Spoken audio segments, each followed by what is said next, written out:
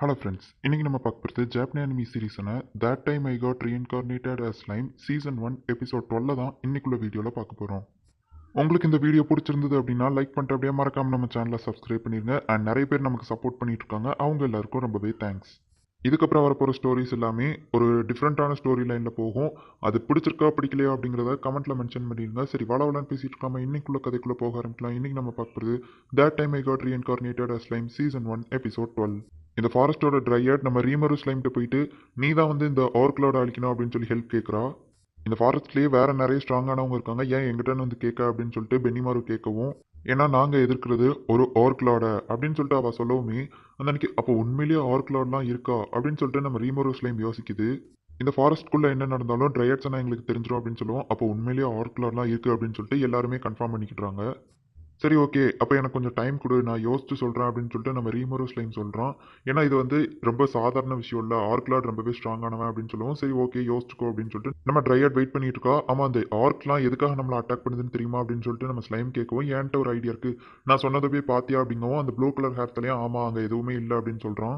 உடனே நம்ம ரீமோரோ ஸ்லைம் என்னது அப்படின்னு கேட்கவும், அங்கே இறந்து போனவங்க யார் பாடிஸையுமே காணோம் அப்படின்னு சொல்லிட்டு சொல்லுவோம். அப்போ தான் அந்த ட்ரையாட் வந்து அவங்ககிட்ட ஸ்டார்வ்ட் அப்படின்னு சொல்லி ஒரு ஸ்கில் இருக்குது, அவங்க யாரை சாப்பிட்றாங்களோ அவங்களோட ஸ்கில்ஸ் அண்ட் ஸ்ட்ரென்த் அவங்களுக்கு போயிடுவோம், அவங்க கூட இருக்கிறவங்களே அவங்க வந்து சாப்பிட்ருவாங்க, கிட்டத்தட்ட அது உன்னோட ப்ரெடிட்டர் ஸ்கில் மாதிரியே தான் அப்படின்னு சொல்லிட்டு நம்ம ஸ்லைமை பார்த்து அந்த ட்ரையாட் சொல்கிறா. அந்த ஆர்க்லாடு யாரை சாப்பிட்டாலும் அவங்க ஸ்கில் அவனுக்கு போயிடுது அப்படின்னா இது ரொம்பவே ஆபத்தான விஷயம் தான். அண்ட் அது போக நம்ம இடத்துல வர நிறைய ஸ்ட்ராங்கான ஆளுங்க இருக்காங்க, நம்மளே அவனுக்கு சாப்பாடு வச்சுட்டு ரெடியாக இருக்கோம் போலியா அப்படின்னு சொல்லிட்டு நம்ம ஸ்லைம் காமெடியாக பேசுவோம். நாங்கள் கூட அந்த ஆர்க்லாடுக்கு சைட் டிஷ் மாதிரி தான், ஸ்ட்ராங்கான ஸ்லைம் தான் மெயின் டிஷ் மாதிரி அப்படின்னு சொல்லிட்டு நம்ம பென்னிமார் காமெடி பண்ணுறான். அப்போ நம்ம ட்ரையர்டு வந்து நம்ம ரீமோரோ ஸ்லைமை பார்த்து இந்த ஆர்க்லாடுக்கு பின்னாடி ஒரு மார்ஜின் இருக்கலாம், ஆக்சுவலி அந்த மார்ஜின் வந்து ஒரு டீமன் லார்ட் ஆர்மியில் இருக்கிறவன். ஸோ நீங்கள் அவங்க மேலேயும் ஒரு கண் வச்சுக்கோங்க. சரி, நான் திரும்பவும் கேட்குறேன், எங்களுக்காக நீங்கள் வந்து அந்த ஆர்க்லாட தோக்கடிப்பீங்களா அப்படின்னு சொல்லிட்டு அந்த ட்ரையட் நம்ம ஸ்லைமை பார்த்து கேட்குறா. நம்ம ரீமோரோ ஸ்லைம் இந்த ட்ரையாடை நம்பலாமா அப்படின்னு யோசிக்கவும், ட்ரையாட் தான் இந்த ஃபாரஸ்ட்டை பாதுகாக்கிறா, நல்லாவா தான் அப்படின்னு சொல்லிட்டு அந்த கம்ப்யூட்டர் சொல்லவும், அதுக்குள்ளே பார்த்தா ஷியான் வந்துட்டு எங்கள் மாஸ்டருக்கு இதெல்லாம் ஜுஜுபி மேட்ரு, அவர் ஈஸியாக அதை தோக்கடிச்சிருவார் அப்படின்னு அவன் சொன்ன உடனே எனக்கு உங்களோட உதவியும் தேவை காய்ஸ் அப்படின்னு நம்ம ஸ்லைம் சொல்லுவோம். நாங்கள் உங்களுக்கு கண்டிப்பாக துணையாக இருப்போம், ஹெல்ப் பண்ணிப்போம் அப்படின்னு சொல்லிட்டு கூட இருக்கிறவங்களும் சொல்கிறாங்க. சரி, அந்த ஆர்க் ஆர்மியில் 2,00,000 பேர் இருக்காங்க அப்படின்னா நமக்கு வந்து இன்னொரு படையும் தேவைப்படும். அந்த லிசர்ட்ஸ்மேன் கூட ஃப்ரெண்ட்ஷிப் வச்சுக்கலாம் தான், பட் ஆனால் அந்த முட்டா பையா கூட மட்டும் பேச நான் விரும்பல அப்படிங்கும். நம்ம சோவே வந்துட்டு நான் வேணா லிசர்ட் கிங் கிட்ட போய் பேசிட்டு வரவா டேரெக்டாக அப்படிங்கும். சரி, ஓகே, நீ வேணா போய் பேசிட்டு வா அப்படின்னு சொல்லிட்டு நம்ம ஸ்லைம் அவனை அனுப்பி வைக்குது. அவனை அந்த இடத்துல இருந்து கிளம்பிதான் இப்போ என்ன பண்ண போகிறோமோ அப்படின்னு சொல்லிட்டு ஸ்லைம் பிளான் போட்டுட்டு இருக்கு. இங்கே நம்ம காபிரோ இப்போ தான் கண் முழிக்கிறான். நீங்கள் எந்திரிச்சிட்டிங்களா அப்படின்னு சொல்லிட்டு கூட இருக்கிறவங்கலாம் வந்து இது பண்ணுறாங்க. இப்போ தான் காபிரோக்கு ஞாபகம் வருது, அந்த சின்ன பையன் அடிச்சு போட்டான் அப்படின்னு. அந்த சின்ன பையன் தான் அந்த வில்லேஜ்க்கு தலைவனாக இருப்பான், அதனால தான் அவங்க என்னை ஈஸியாக அடிச்சு போட்டாங்க. அவங்க வந்து நம்மளை ஏமாற்ற பார்த்துருக்காங்க. ஆனால் இந்த காபீரோ நான் யார்கிட்டயும் ஏமாற மாட்டேன், நான் ஒரு புத்திசாலி அப்படிங்கவும் மற்ற எல்லாரும் பாராட்டுறாங்க. ஒரு க்ளவுன் ஃபேஸ் அங்கே நின்று பாராட்டிட்டு இருக்கோம். ஆமாம், நீ யார்டா அப்படின்னு கேட்கவும், சார் கெல்மியோடு வந்து என்னை அனுப்பி வச்சிருக்காரு, உங்களை வந்து எச்சரிக்கை பண்ணிட்டு வர சொன்னார் அப்படிங்கவும். கெல்மியோடு யாருன்னு ஒருத்தர் கேட்கா, ஆக்சுவலி அவன் தான் நம்ம காபீருக்கு வந்து நேம் கொடுத்துருப்பான், என்ன எச்சரிக்கை பண்ண சொன்னார் அப்படிங்கவும். அந்த ஆர்க்லாட் ஆர்மி உங்களை நோக்கி வந்துட்டு இருக்கு, நீங்கள் தான் ராஜாவாக இருந்து அந்த இடத்துல பார்த்துக்கிடணும் அப்படின்னு சொல்லவும், எங்கள் அப்பாவை நான் எப்படியும் அடிச்சுட்டு ராஜாவாகணும்னு ட்ரை பண்ணேன் தான், சரி அதுக்கு இப்போவே டைம் வந்துச்சுன்னா நான் இப்போவே போயிட்டு ராஜாவாகிறேன் அப்படின்னு சொல்லிட்டு அவன் அந்த இடத்துல இருந்து கிளம்புறான். நம்ம காபீரோ அந்த இடத்துல இருந்து கிளம்பவுமே அந்த கிளவுன் மாஸ்க் போட்டிருக்கிறவன் கொஞ்சம் வில்லத்தனமாக சிரிக்கிறான். இப்போ அந்த ஆர்க்லாட் ஆர்மியை காட்டுறாங்க. கிட்டத்தட்ட அது ஒரு பெரிய குரூப்பாக இருக்குது, அது இப்போ லிசர்ட்ஸ்மேன் இருக்கிற இடத்த நெருங்கிக்கிட்டு இருக்கு. இங்கே நம்ம லிசர்ட் கிங் அவன் இடத்துல இருந்துட்டு இருக்கும்போது பார்த்தா ஒருத்தன் வந்துட்டு நம்ம இடத்துக்குள்ள ஒருத்தன் அத்துமீறி வந்துட்டு இருக்கான் அப்படின்னு சொல்லிட்டு இன்ஃபார்ம் பண்ணுறான். வரவனோட ஆறாவை பார்த்தாலே தெரியுது அவன் ரொம்பவே ஸ்ட்ராங் அப்படின்னு சொல்லிட்டு. நம்ம ஆளுங்க 100 பேர் கூட அவன் சண்டை போட்டால் கூட அவன் தான் வின் பண்ணுவான், அவ்வளோ ஸ்ட்ராங்காக இருக்கான் அப்படிங்கிறத அந்த லிசர்ட்ஸ்மேன் புரிஞ்சுக்கிட்டான்.